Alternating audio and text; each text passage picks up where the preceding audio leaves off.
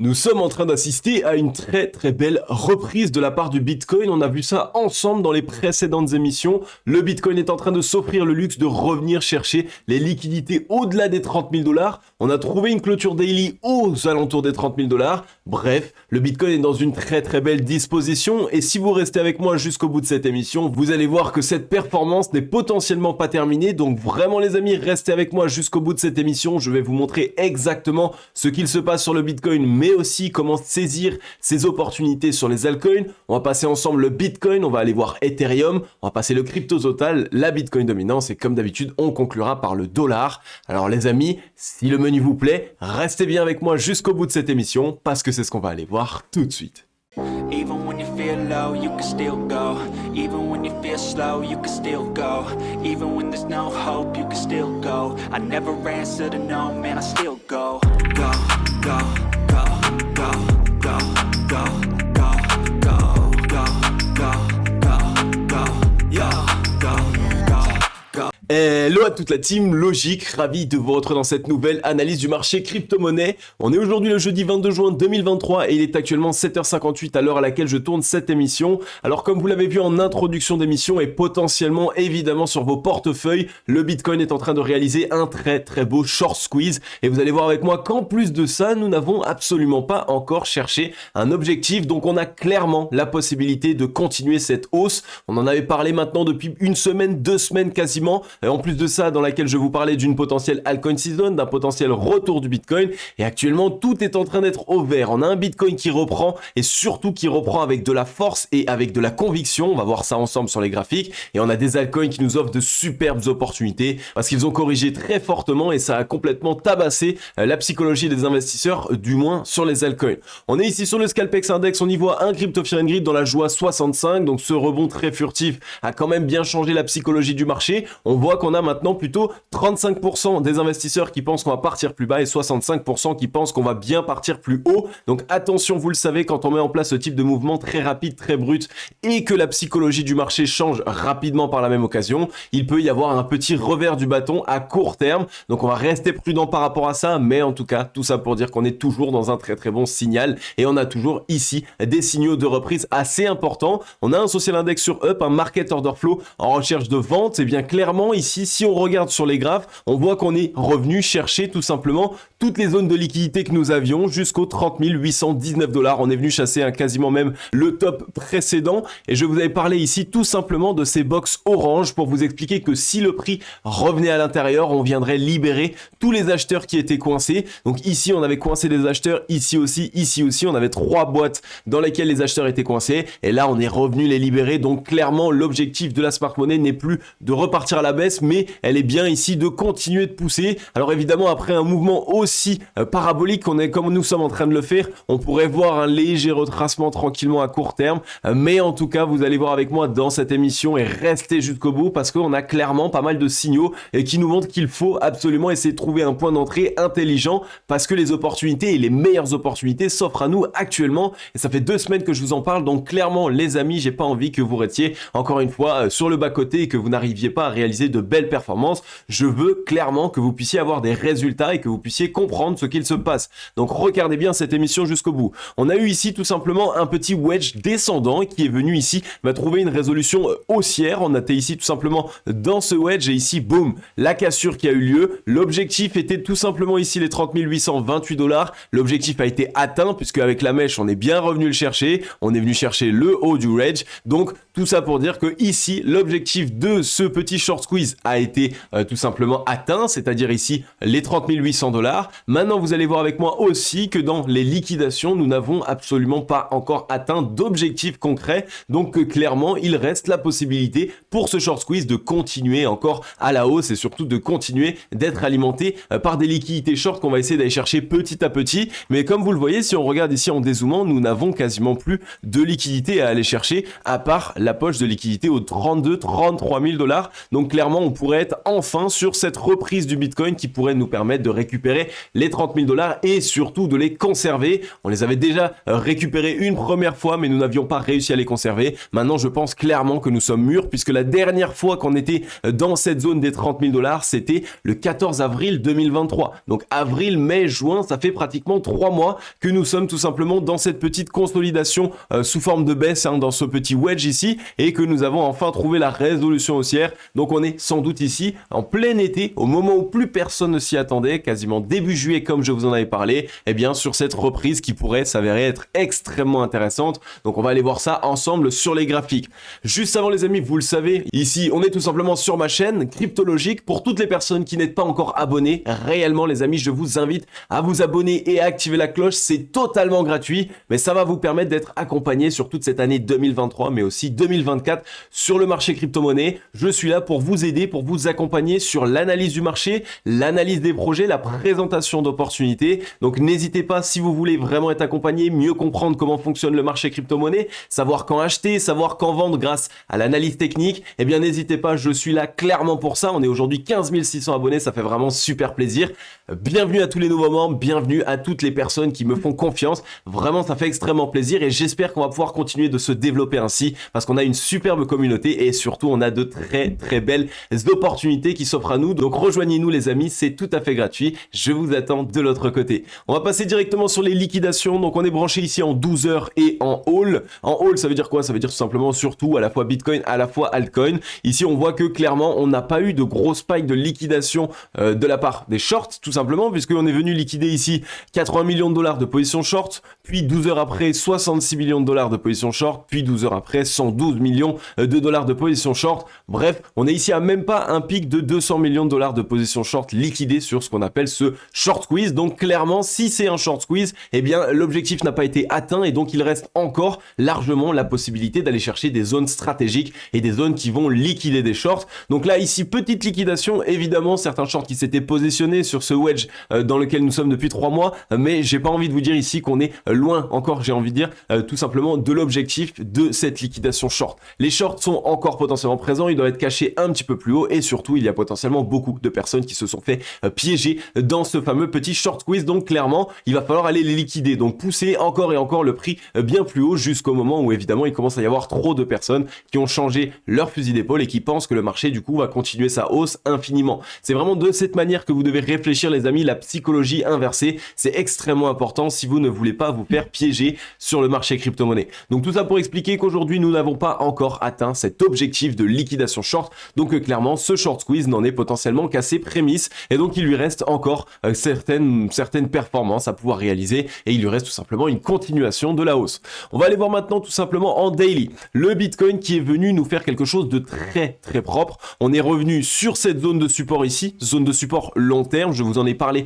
dans les émissions précédentes, c'était ici une résistance, et il nous avait bloqué une fois, 2 fois, 3 fois à ce niveau-là, 4 fois, on était ici, on avait eu un petit peu de mal, donc pratiquement 5 fois, et ensuite on avait assisté à la cassure, donc clairement c'était une zone de support et une zone tout simplement pivot, une zone qu'il fallait retester, donc on est bien revenu la tester ici en tant que support, on l'a bien validé en tant que support, donc ça c'est extrêmement propre puisque ça nous permet tout simplement d'avoir un mouvement haussier sain, c'est-à-dire que ici on met en place le W, on explose, on met en place ici, on revient tester la ligne de coup à ce niveau-là avec ce bottom, boum, on repart, on vient corriger un petit peu, on revient tester une zone de support clé, boum, on repart. Donc là clairement on est à nouveau dans une dynamique haussière, mais surtout une dynamique haussière saine. Tout ce qu'il se passe sur le Bitcoin actuellement est plutôt sain et ça se passe extrêmement bien. On voit qu'on est venu tout simplement trouver une réintégration du range. Je vous rappelle que ici on avait un range entre les 26 700 $ et les 29 173 $. On a fait une petite fausse cassure baissière, réintégration et même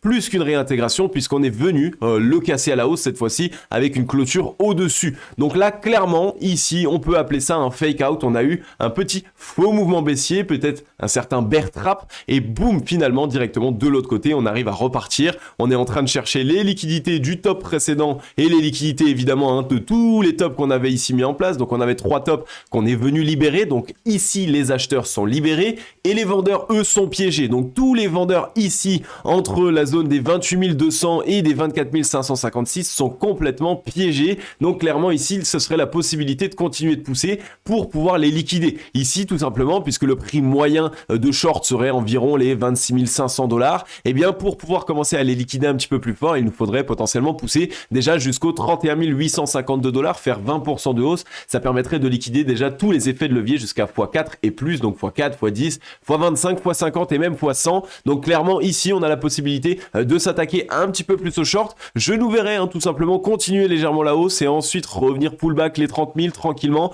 pour s'en assurer évidemment qu'on puisse les tenir en tant que support, et par la suite après on pourra tranquillement continuer et poursuivre le mouvement haussier. Donc là ici sur le Bitcoin, c'est extrêmement propre, tout se passe bien. On est même venu casser ici la trend tout simplement qui nous maintenait à la baisse. Donc ici ce petit wedge que je vous ai tracé tout à l'heure, ici boum, on a eu l'extraction. Comme vous le voyez, surtout ce qui est très important, c'est qu'on a du volume. Donc la cassure ici est tout simplement appuyée par du volume acheteur. Le fait que ce soit appuyé par du volume acheteur, ça montre clairement que nous sommes ici potentiellement dans une cassure qui est saine et surtout une cassure qui est voulue par les acheteurs et donc potentiellement par la smart money. Là pareil, on était sous les 50, on a fait un petit triple bottom de divergence, on vient de casser la ligne de coup et on est de nouveau au 70 de RSI. Donc on a tout ce qu'il nous faut ici sur le momentum aussi, puisque le momentum se déverse de nouveau pour les acheteurs. On est au-dessus des 50 et on est au contact des 70. Donc clairement, les acheteurs dominent le momentum actuellement. Et qu'est-ce qui me fait dire qu'on pourrait largement continuer le mouvement haussier que nous sommes en train de connaître? Eh bien, c'est le ratio long-short. Regardez-moi ça, les amis. On vient de connaître un mouvement haussier assez important, puisqu'on a quasiment cherché le top précédent, les 30 000 $,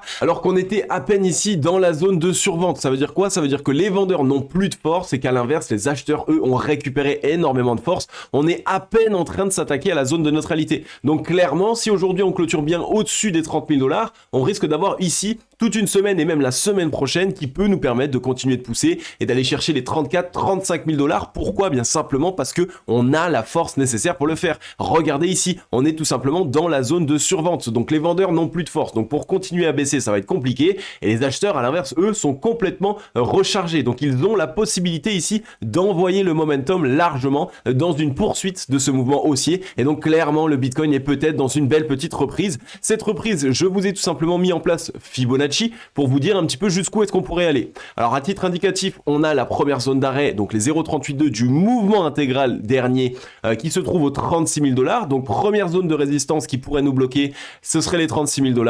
Ça nous permettrait de récupérer la petite poche de liquidité ici des 32 33 000 $ qu'on n'a pas encore cherché et ensuite peut-être de légèrement souffler. Ensuite, on aurait les 0,5 que j'utilise pas forcément énormément mais qui des fois peuvent être pertinents aux 42 000 $ et ensuite la zone fatidique, la zone que j'attends de toute façon et qui devrait arriver à un moment ou un autre, c'est ici entre les 48 195 et les 57 000 $. Pourquoi? Eh bien parce que c'est la zone de rechargement vendeuse, donc dans cette zone, les vendeurs vont tout donner pour essayer de sauver le top précédent, mais en plus de ça, c'est aussi une zone qui va nous permettre d'aller liquider tous les tops de short précédents. Ici, on a un top, ici, on a potentiellement pas mal de liquidités, là aussi, on avait des liquidités, on en a un petit peu ici, donc ici, si on voyait vraiment le Bitcoin se relancer et aller chercher ses liquidités, ce ne serait pas fou, ce serait tout à fait faisable, et clairement, vu toute la correction qu'on a connue ici depuis mercredi 10 novembre 2021, on aurait largement la possibilité de revenir à minima chercher ces zones de liquidité pour pouvoir tout simplement sortir un petit peu de short et pour pouvoir aussi abaisser la pression vendeuse sur le Bitcoin tout simplement.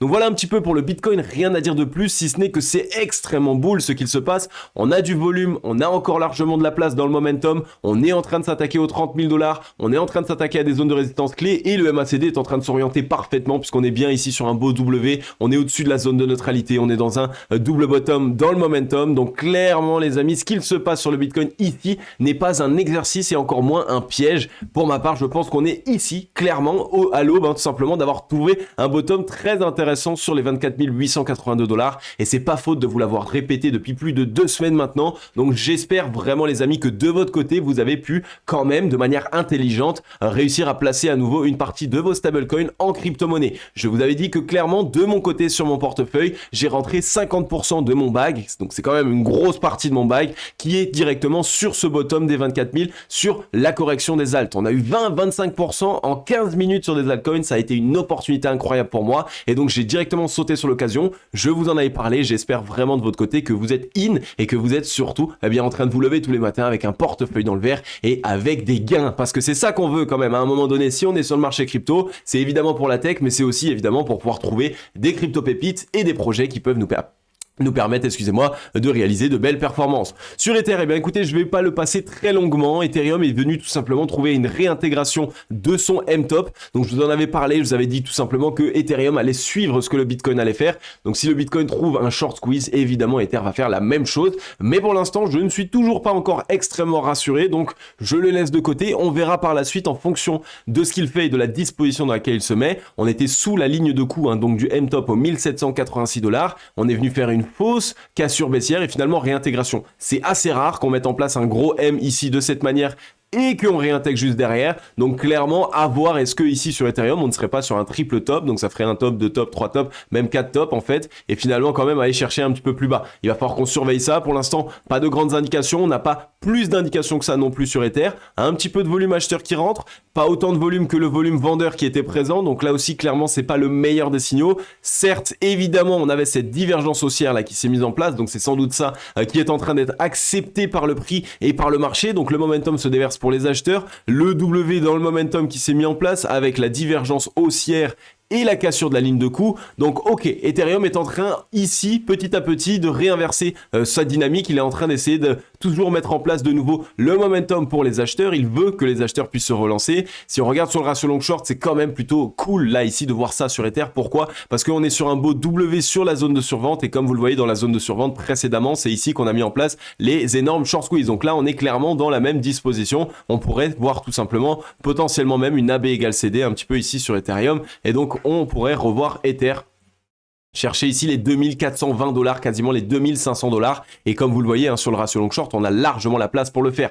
On n'est même pas encore sur la zone de neutralité. Donc là, on a encore largement la place sur Ethereum d'envoyer un mouvement haussier plus important. Donc il est vrai que Ethereum était extrêmement bearish par les semaines passées. Mais là, ici, tout simplement, depuis le 15 avril, on a bien récupéré de la force. On a pu ici s'extraire de ce wedge. Donc actuellement, Ethereum est en train de remettre petit à petit une belle disposition. Le momentum se met pour les acheteurs. On a un petit peu de volume qui rentre, pas encore énormément, mais le volume va rentrer lorsqu'on aura ici cassé la zone de neutralité. Donc clairement ici en fait Ethereum finalement après cette analyse est plutôt pas mauvais. On a quand même pas mal de belles dispositions. Maintenant il va falloir évidemment qu'on surveille tout ça. On va aller voir maintenant sur le crypto total et ça c'est extrêmement propre. Rappelez-vous, je vous ai parlé de ces deux clôtures qui ont tout simplement touché les 1000 milliards, qui sont passés légèrement en dessous ici avec les mèches, mais surtout je vous en avais parlé, c'est que ici on a vu clairement la smart money défendre les 1000 milliards. On n'a pas réussi à clôturer en dessous. Et ça, c'est un très très bon signal puisque ça montrait clairement que la smart money ne voulait plus voir le marché crypto dans sa globalité repasser sous les 1000 milliards. Donc en gros, on a eu ici ce W de reprise, on a réussi à recasser, récupération des 1000 milliards, on corrige, on vient dessus en tant que support et on voit que la demande a été testée et surtout accepté, validé par les acheteurs puisque on rebondit directement sur les 1000 milliards. Donc là, clairement, on est sur quelque chose qui est extrêmement bullish. On est en train vraiment de valider zone de support après zone de support. Ici, on est revenu toujours le tester en tant que support. Ici, on est revenu tester les 1000 milliards en tant que support. Donc clairement, là, le marché crypto sur le crypto total est en train de se remettre dans une disposition qui est extrêmement intéressante et surtout une dynamique qui est bien haussière. On a ici pareil, on est en pleine zone de survente. Donc les acheteurs sont tout simplement blindés en force. Les acheteurs ont toute la force et les vendeurs eux n'ont pratiquement plus de force, ils sont complètement essoufflés. Donc là pareil sur le crypto total, le mouvement peut largement continuer, on n'est même pas encore venu casser la zone de neutralité, donc on est en train de s'y attaquer aujourd'hui. Donc clairement un très fort mouvement est en train de se préparer aujourd'hui sur le crypto total et il se peut du coup que les altcoins réalisent de très très belles performances. Regardez ici un petit peu au niveau du volume, on a un volume qui est très très intéressant puisque ça y est, les acheteurs sont clairement en train de nouveau de rentrer. On voit qu'on en avait déjà eu dans ce petit V-bottom ici dans le passé. Donc on est potentiellement quasiment sur la même disposition. Regardez ici, on est quasiment sur la même disposition. Donc clairement, on pourrait être sur une très très belle reprise et ça fait super plaisir. Si on regarde sur le ratio long short, sur le MACD, excusez-moi, on est exactement pareil. On est vraiment ici dans ce beau W, divergence haussière qui est en train de se mettre en place. Là ici, on a le W dans le momentum. On a récupéré la zone de neutralité. Bref, il y a tout qui se passe extrêmement bien. Le momentum se déverse de nouveau pour les acheteurs. Donc là, clairement, le crypto total, je le vois attaquer attaquer comme ça. Donc qu'est-ce que je verrais indirectement? Eh bien là, je vous rappelle qu'on est sur un V-bottom, donc on pourrait faire quelque chose comme ça, revenir chercher le top précédent, et ensuite on vient tout simplement retester en tant que support avant potentiellement d'essayer de se relancer. Et sur le crypto total, on a des liquidités à revenir chercher aux 1335 milliards, donc ici tout simplement les liquidités short, mais ensuite une fois qu'on aura cassé cette zone, eh bien on aura potentiellement même un appel d'air extrêmement rapide qui pourrait nous ramener ici entre les 1800 et les 2100 tout simplement de capitalisation, 2100 milliards. Pourquoi? Parce que ici on n'a rien, on a un creux dans le volume profile, il n'y a pas du tout de trafic qui s'est fait, donc clairement le prix ici peut s'engouffrer assez rapidement. Donc le crypto total ici on voit qu'il est clairement dans son très gros W de reprise dont je vous avais parlé, pour potentiellement essayer cette fois-ci d'aller s'attaquer à la zone de résistance des 2000 milliards de capitalisation. Donc surveillez bien ça, on est ici réellement à l'aube d'une, enfin on a tout simplement toutes les opportunités qui sont sous nos yeux. Les altcoins ont énormément corrigé, le Bitcoin est en train de trouver un rebond plus rapidement que les alts, donc vraiment en ce moment, si vous commencez un petit peu à regarder les altcoins, les meilleures opportunités sont là. On a eu une très grosse correction, on est en train d'avoir une belle confirmation de reprise haussière, donc clairement pour les personnes qui voulaient être un petit peu en sécurité et qui attendaient des validations, là actuellement les validations sont en train d'arriver, donc on a de très belles opportunités sur les alts. Sur la Bitcoin dominance, pour l'instant, par rapport à ce que je vous avais dit, je vous avais parlé tout simplement ici d'une fausse cassure, et donc j'attendais une réintégration. Pour l'instant, ce n'est pas le cas, donc à voir maintenant un petit peu sur la Bitcoin dominance. Il est vrai que j'utilise mes indicateurs que j'utilise d'habitude pour de l'analyse technique, donc notamment ici mes indicateurs de momentum. Mais sur la Bitcoin dominance, ça fonctionne pas exactement de la même manière. Donc il est vrai que pour l'instant, on est en train d'assister à cette cassure. À voir maintenant, on va surveiller. Est-ce que ça, ce serait un très gros W de reprise de la Bitcoin dominance pour aller de nouveau chercher 60-70% de Bitcoin dominance, ou est-ce que ça ne l'est pas? Eh bien, il va falloir qu'on surveille les jours à venir. Plus on continue de s'engouffrer, plus on peut se dire, ok, le Bitcoin clairement va reprendre de la dominance, va reprendre un maximum de liquidité vers lui. Mais à l'inverse, si on voit quand même des signes de top ici, alors on pourrait facilement réintégrer avant potentiellement une relance, d'accord? Maintenant, comme je vous l'ai dit, ici on est en pleine zone de survente, donc les acheteurs n'ont quasiment plus de force et les vendeurs, eux, sont complètement full en termes de force. Et ici, au niveau du RSI, on est très haut et même trop haut puisqu'on est au 85 de RSI. Donc là, clairement, ça risque d'être assez compliqué. Le seul indicateur qui est plutôt bull, c'est le MACD qui lui est bien orienté avec des tops de plus en plus bas, et des bottoms de plus en plus bas et des tops de plus en plus hauts. Donc clairement, on est toujours ici dans une dynamique qui se veut haussière sur le momentum. Voilà pour la Bitcoin dominance, rien à dire de plus. On va attendre certaines confirmations. Pour l'instant, de mon côté, je vois toujours une petite correction tranquillement de la Bitcoin dominance qui offrirait de très belles opportunités sur les altcoins. Mais voilà, une fois de plus, ça va être de mon côté, donc il faut qu'on s'assure du reste sur les jours et les semaines à venir.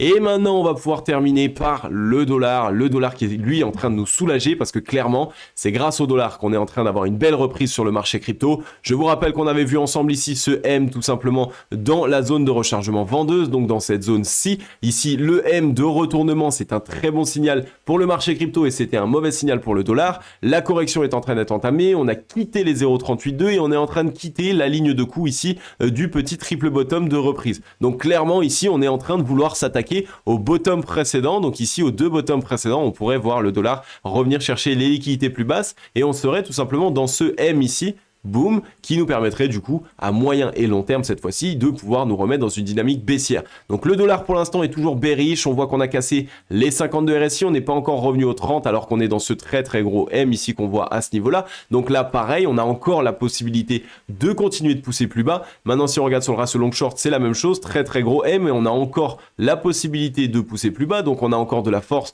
vendeuse pour pouvoir continuer ce mouvement. Donc clairement, la force vendeuse que le dollar détient encore actuellement pourrait nous permettre d'aller chercher tout simplement les liquidités des bottoms précédents. Donc ici, on pourrait revenir chercher sous les $100, sous les 100 points, on pourrait revenir tester les 100 points, je pense clairement d'ici peu. Donc ici, surveillez bien ce qu'il se passe à la fois sur le dollar, à la fois sur le marché crypto, parce qu'on a de très belles opportunités. Le dollar est dans une mauvaise disposition, le marché crypto est dans une belle disposition. Donc clairement, si les deux continuent comme ça pourrait nous offrir de très belles opportunités et surtout, étant donné qu'on est bien rentré à nouveau sur le marché crypto, eh bien ça va nous offrir de très très gros gains puisque les altcoins potentiellement sont en train de connaître une belle reprise. Ok la team, j'en ai terminé avec cette émission. Comme d'habitude, j'espère qu'elle vous aura plu un maximum. Si c'est le cas, n'hésitez pas à laisser votre meilleur like et votre meilleur commentaire. Ça soutient un maximum la chaîne.